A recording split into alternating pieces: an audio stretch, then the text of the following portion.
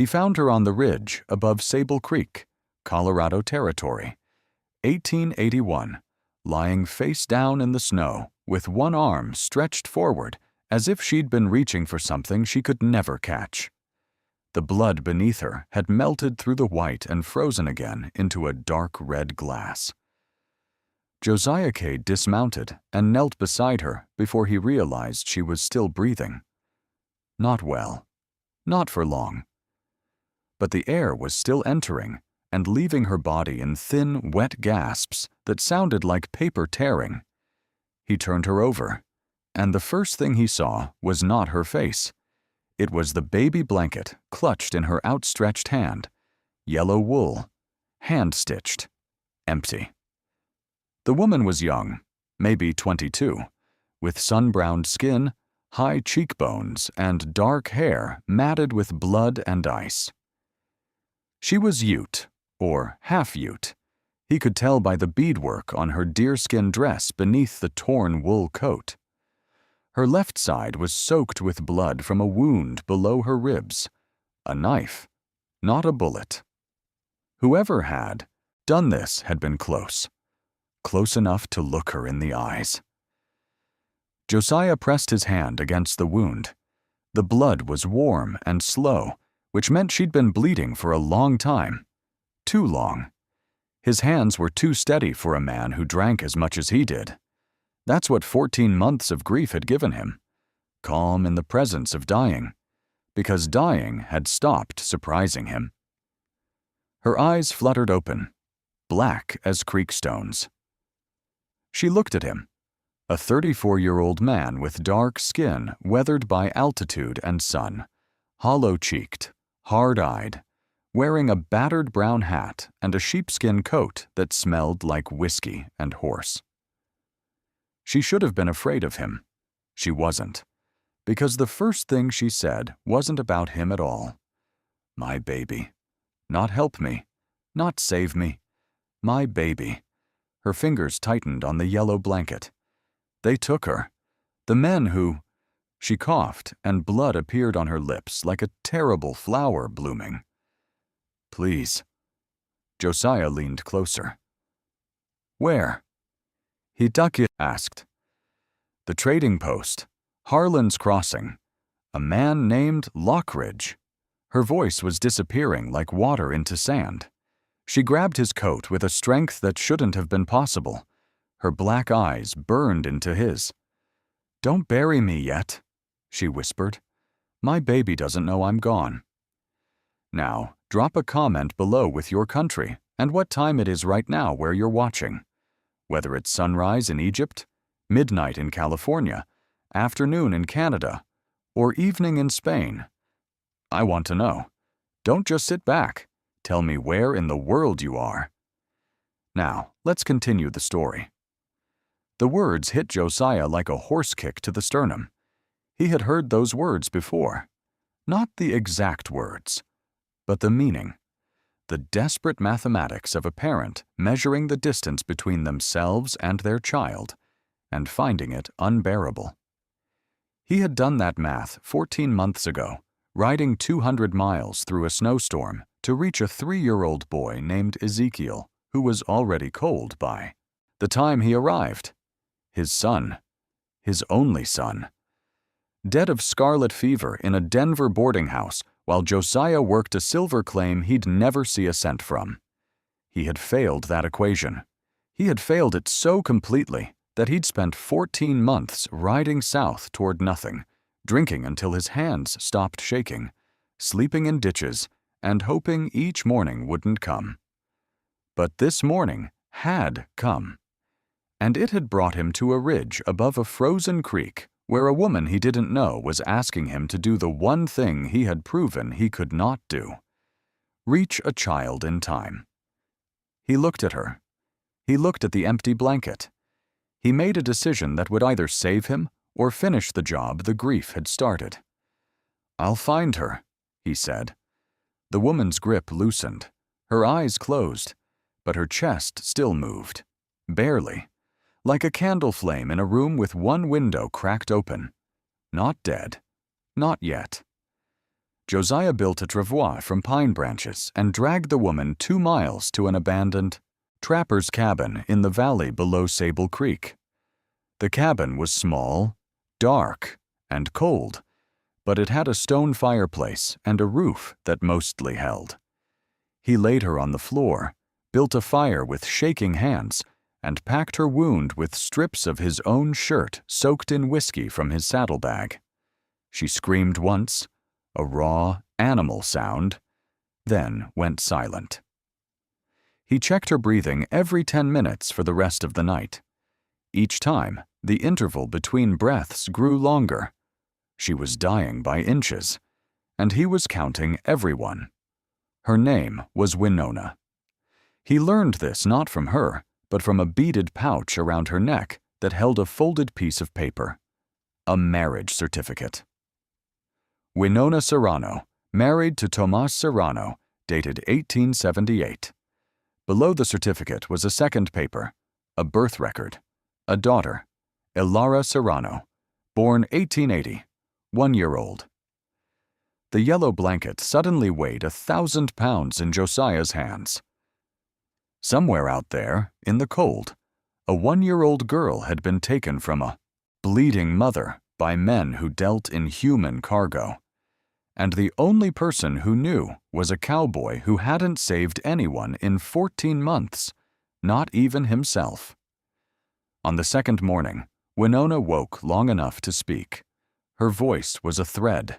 She told him pieces, shards he assembled like broken glass. She and Tomas had lived on a small ranch near the Uncompahgre River. Tomas was Mexican and Ute, a horse breeder, quiet and strong. 3 weeks ago, men came, 4 of them, led by a man named Lockridge.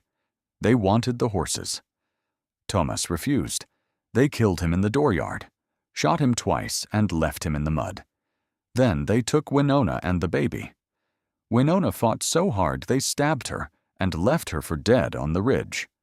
But they kept Elara, 1-year-old, worth money to the right buyer across the border. Then Winona did something that changed the shape of the conversation. She stopped speaking like a victim and started speaking like a woman who had spent 3 weeks studying the man who held her captive. "Lockridge drinks after sundown," she said, her voice sharpening despite the pain. "Every night. His men play cards in the saloon while he sits by the fire. The cabin where they kept me and Elara, it's behind the trading post. The door bolts from outside, but the back wall is thin pine, not log. One man guards it. A thin man. Nervous. He doesn't want to be there." She looked at Josiah with those black creekstone eyes. "I wasn't just surviving in there. I was watching. I was waiting. I was going to get her out myself. I just ran out of blood." Josiah sat beside the fire and felt the ground shift beneath him. This was not a helpless woman waiting to be saved. This was a strategist who had been planning an escape from inside enemy territory while bleeding from a knife wound. She had mapped the layout, identified the weak link, timed the patterns. She had done everything except have enough blood left to execute it. He checked her wound. The bleeding had slowed, but the skin was hot and red. Infection. Without a doctor, she had days. He told her the truth.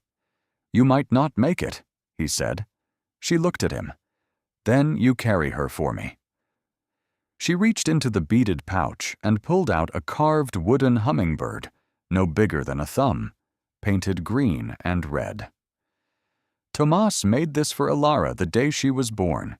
She knows this bird. She'll know you came from me." Josiah took it. It weighed almost nothing. It weighed everything. He put it in his coat pocket beside the flask he no longer reached for, and for the first time in 14 months, his hands were steady without whiskey.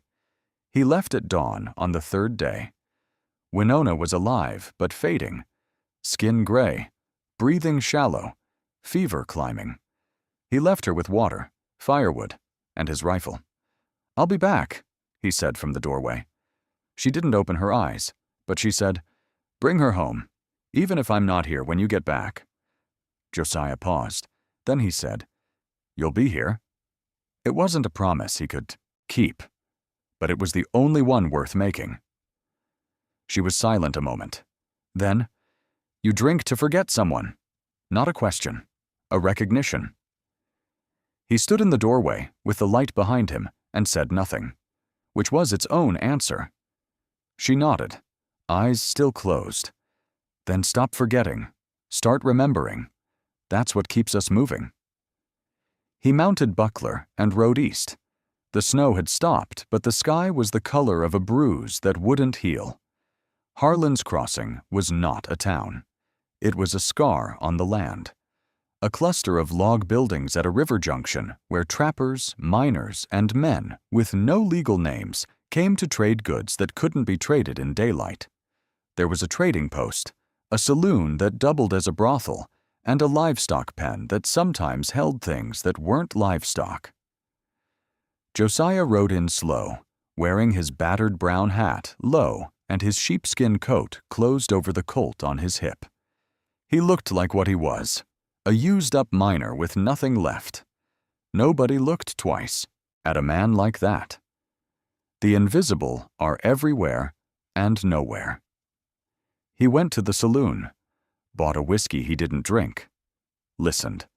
Within an hour, he had a picture. Lockridge had been here 3 days, was selling horses, Tomas's horses, Josiah was certain, and had been seen with a woman carrying a baby. Not Winona, a wet nurse, hired to keep the child alive until a buyer could be found. The buyer was coming from Santa Fe, a man named Escovedo, who bought children for labor camps south of the border. Expected within 2 days. Lockridge would get $200. $200 for a 1-year-old girl. Josiah's window was closing like a door in the wind. He finished the whiskey he'd sworn not to drink. Then he put the glass down and didn't order another. That evening, he walked behind the trading post and found the livestock pen. 12 horses inside, including a paint mare with Ute beadwork braided into its mane. Tomas's horse. Beyond the pen, a small cabin with a padlocked door. A candle flickered inside. Josiah crouched in the dark and listened. He heard a woman humming, flat, bored, the sound of someone doing a job, not singing a lullaby. And beneath the humming, the smallest sound in the world. A baby whimpering, not crying, whimpering. The sound of a child who had learned in 3 weeks that crying doesn't bring the right person. That sound went through Josiah like a blade. His son had made that sound in the boarding house in Denver, the landlady had told him later. He stopped crying after the 2nd day. Josiah pressed his forehead against the cold log wall. His breath came in sharp, broken pulls. Then he stood up, wiped his face, and began to plan. He couldn't storm in. Lockridge had at least 3 men. Josiah was 1 man with a revolver, a grief that wouldn't quit, and a carved hummingbird in his pocket. But Winona had given him the angle, the thin man, the nervous one, the weak link, the back wall, the drinking pattern. She had mapped the battlefield from inside the cage. All Josiah had to do was execute the plan a bleeding woman had built while chained to a wall. He walked back to the saloon, sat in the corner, and watched the door, because the thin, nervous man would come through it eventually, and patience was the only thing Josiah had more of than sorrow. The angle came at midnight. One of Lockridge's men, a thin, twitchy man named Garza, stumbled out of the saloon drunk and walked toward the river. Josiah followed, not with violence, with information. Garza was everything Winona had described. Nervous eyes, a drinker who drank for erasure, a man who didn't enjoy what he was doing but was too afraid to stop. Josiah stepped out of the shadows. "You look like a man who's running out of road," he said. Garza's hand went to his pistol, then stopped, because Josiah's hands were open, empty, not a threat, an offer. "I don't know you," Garza said. "You don't need to," Josiah replied. "The baby in that cabin. When is the buyer coming?" Garza's eyes widened, then narrowed. "Who are you?" "A man with a dead son," Josiah said, and the truth of it, raw, undecorated, offered like a wound shown to a stranger, did something no lie could have done. Garza looked at him for a long time. "Day after tomorrow," he said. "Escovedo from Santa Fe. Buys children for labor camps. Lockridge gets $200. Josiah's vision went red at the edges. But he held. "How many men?" "3, including me." "Will you be there?" Garza looked at the river. "I don't want to be." Then Garza said something unprompted. Lockridge wasn't always like this. Lost everything in the panic of '73. State took his 2 boys when he couldn't feed them. Never got them back. Started taking other people's children. Tells himself he's giving them chances his kids never got. Garza spat. That's what a man looks like when he turns his wound into a weapon. Josiah laid it out. Simple. Tomorrow night, Garza unlocks the cabin door and walks away. Just walks. No fighting. No heroics. In exchange, Josiah gives him enough money to reach the rail line in Pueblo. A clean exit. A chance to stop being the man Lockridge needed him to be.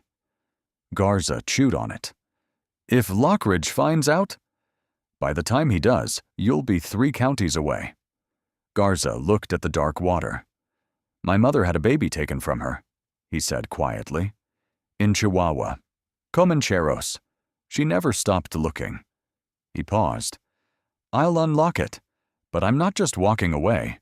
There's a territorial marshal in Silverton. Day's ride south. I'll bring him back." Josiah studied Garza's face. The man was shaking. But the shaking wasn't fear. It was the tremor of a decision being made. "Why?" Josiah asked. Garza looked at him.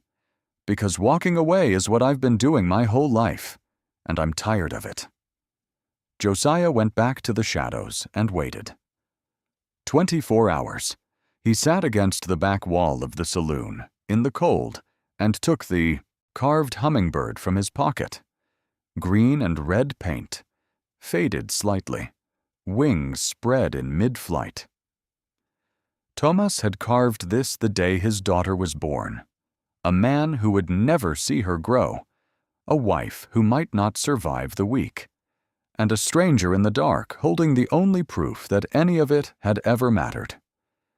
He closed his fingers around the bird and pressed it to his chest. He didn't pray. He didn't know how anymore. But he held on. And holding on, he had learned, is its own kind of prayer. He thought about his son. Not the death. He always thought about the death. This time, he thought about the life. The way Ezekiel used to grab his finger with his whole fist. The way he laughed at horses. The way he said "dah" before he could say anything else. Josiah had spent 14 months running from that memory because it burned. But tonight, in the cold behind a criminal's saloon, the memory didn't burn. It warmed. As if his son's small hand had reached across death and said, "This is what you're for. Not the silver. Not the whiskey. This." Winona's words from the cabin doorway came back to him. Stop forgetting. Start remembering. And for the first time in 14 months, Josiah Cade didn't want to die. He wanted morning to come. He wanted it desperately. The next night came slow and cold. Josiah positioned himself behind the woodpile 30 yards from the cabin at sundown. He counted Lockridge's men through the saloon window. 2 inside playing cards, exactly as Winona had described. Lockridge himself sat in a chair by the fire, his back to the door, a rifle across his lap. Big man. Red beard, thick neck, a face that had stopped pretending to be human a long time ago.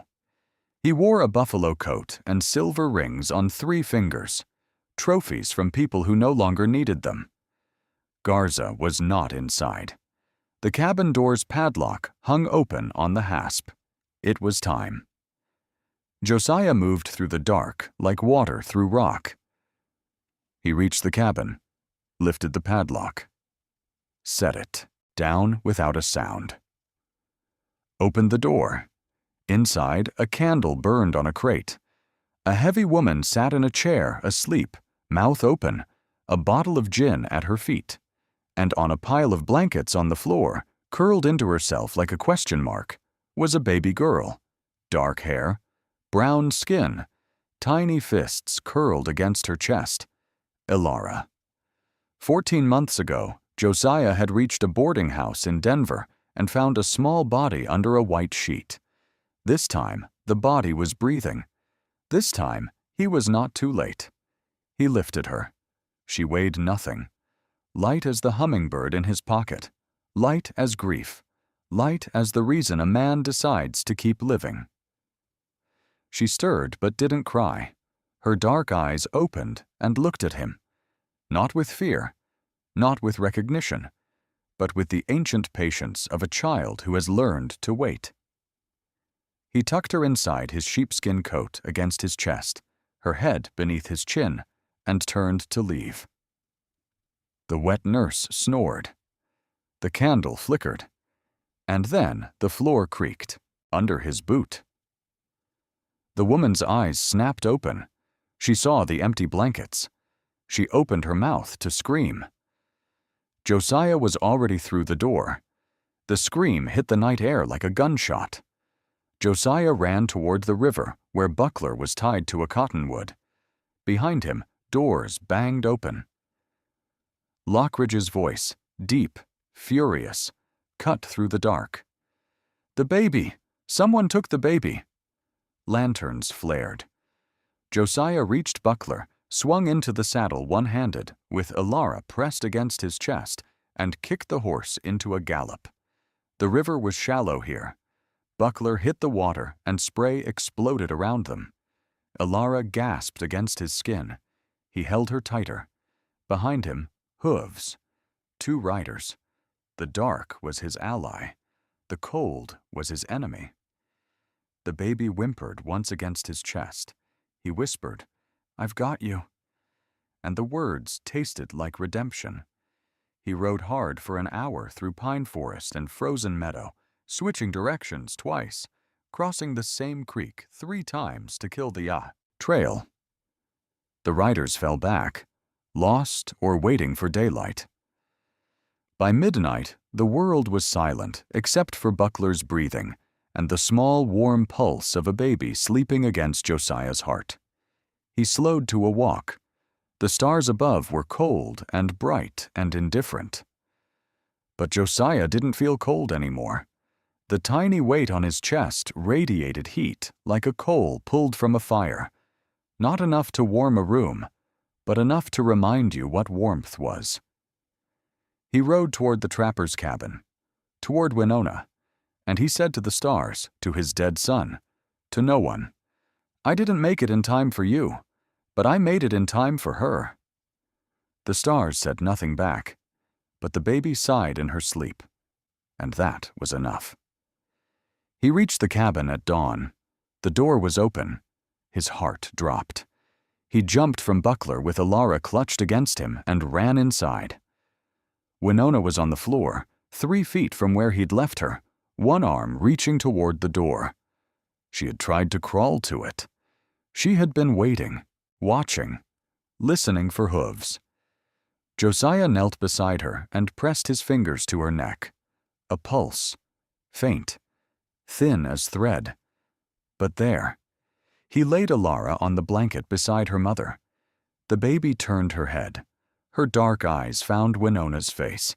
And then she did something that broke Josiah in half. She reached out with one tiny hand and touched her mother's cheek. Winona's eyes opened, and the sound she made was not a word. It was a note, a single, high, trembling note, the sound of a soul being returned to a body that had almost let it go. Elara. Her hand found her daughter's body and pulled her close. Tears ran sideways across her face into the dirt floor. The baby made a sound, not the whimper from the cabin, not the patient silence of a stolen child, but a new sound. A sound she had been saving. A sound that meant found. Josiah watched them for 3 seconds. Then he turned his head toward the wall. Because watching a mother hold her returned child was the thing he never got to do. Ezekiel had been under a white sheet by the time he arrived. There had been no reunion, no new sound, just silence and a small body already cold. He pressed his sleeve against his eyes. Then he turned back. And the tears on his face were not for himself. They were for the geometry of this moment. A dying mother holding a living child on a dirt floor, and a man who had arrived in time for once in his broken, beautiful life. They had an hour of peace. Josiah boiled water, cleaned Winona's wound again, fed her broth, held Elara on his knee while Winona slept with her hand on her daughter's ankle, as if letting go might make her disappear again. The cabin was warm. The fire crackled. For 60 minutes, the world was small and safe and contained.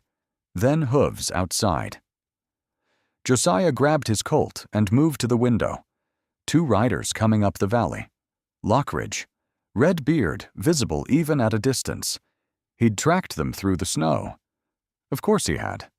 Snow holds prints, like a confession. Josiah looked at Winona and Elara. He looked at the colt. He stepped outside and closed the door behind him. The cold hit his face like a hand. He stood on the porch with his back to the door and waited. Lockridge stopped 30 yards out. 1 man flanked him, the second rider. The math was bad, but not impossible. "You've got something of mine," Lockridge said. His voice was flat, commercial, a man discussing inventory. Then his eyes moved past Josiah to the cabin door. "I paid for what's in there," he said to the door, not to Josiah. "I always collect." The words went through the wood and into the cabin where Winona lay holding her daughter. Josiah heard Winona's breathing change behind the door. Not fear, but the sharp intake of a woman who recognized the voice of the man who had killed her husband. Josiah's thumb pulled the hammer back. The click echoed off the cabin walls. "You've got a dead man's horses and a stolen baby," he said. "That's not a contract. That's a crime." Lockridge smiled. "And who's going to report it? You? A drunk from Leadville with nothing to his name?" "I've got nothing to my name," Josiah said. "That's what makes me dangerous." The standoff held for 9 seconds that felt like 9 years. Then a sound from down the valley. Not 2 hooves, not 4. Many. Josiah looked past Lockridge. Coming up the trail at a hard canter were 3 riders, and the one in front wore a tin star on his coat. Garza. He'd done it. He hadn't just walked away. He'd ridden to Silverton, found the territorial marshal, and ridden back. The marshal pulled up beside Lockridge, breathing hard, his hand on his holster. "Marcus Lockridge," he said, "I have a sworn statement and a witness placing you at the murder of Tomas Serrano and the abduction of his wife and child." Lockridge's face went the color of old ash. His remaining man turned his horse and bolted down the valley without a word. Lockridge sat alone on his horse. Red beard. Silver rings. A kingdom of cruelty ended not by a bullet, but by a nervous man who had stopped running. "This isn't over," Lockridge said. "It is for her," Josiah replied. And the way he said it, quiet, certain, final, was the sound of a man who had found the thing worth dying for and discovered it was also the thing worth living for. The marshal took Lockridge's weapons and led him down the valley in irons. He would be tried in Silverton for murder and trafficking, and hanged before the snow melted. The silver rings were buried with no one to claim them. Winona lived, not because medicine saved her. There was no medicine, no doctor, no clean bandages. She lived because Elara was beside her, because the body, when given a reason, will fight infections that should be fatal, will close wounds that should bleed forever, will choose another breath when every nerve is begging to stop. Josiah cleaned her wound with boiled water and pine resin. He fed her broth made from rabbit and wild onion. He kept the fire burning day and night. And Elara, who was too young to understand what had happened, did the one thing no medicine could do. She lay beside her mother and breathed. The rhythm of a child's breath beside a dying woman is a kind of music, and Winona's body listened. 3 weeks passed in that cabin. Josiah hunted. He patched the roof. He built a cradle from a supply crate and lined it with his sheepskin coat because Elara kicked her blankets off every night. He held the baby on the porch in the mornings while Winona slept, watching the sunrise turn the snow pink and gold. Elara grabbed his finger with her whole fist, the same way Ezekiel used to. And he didn't pull away. He let the memory come. He let the pain come with it. And for the first time, the pain didn't erase the love. They existed together, side by side, like 2 rivers flowing into the same valley. One evening, Winona was strong enough to sit up. Josiah handed her Elara and the carved hummingbird. Winona held the bird and her daughter in the same arms and closed her eyes. "Tomas," she whispered. Just his name. Said the way you say a word that means everything and nothing at the same time. Then she looked at Josiah. "You came back," she said. "You could have ridden south and never looked back." Josiah stared at the fire. "I almost didn't. I've been riding away from everything for 14 months. What stopped you?" He took a long time to answer. "She sounded like him. Your daughter, the Whimper. My son used to make that sound." Winona's eyes filled. "What was his name?" "Ezekiel," Josiah said, and it was the first time he'd said the name aloud since the funeral. The cabin was not a home, but they made it one. Winona healed slowly. Josiah rebuilt the door, then the porch, then the fence. Garza, who had testified against Lockridge and had nowhere left to go, came back a month later and helped build a lean-to barn for the horses he'd recovered from Harlan's crossing. Tomas's horses returned.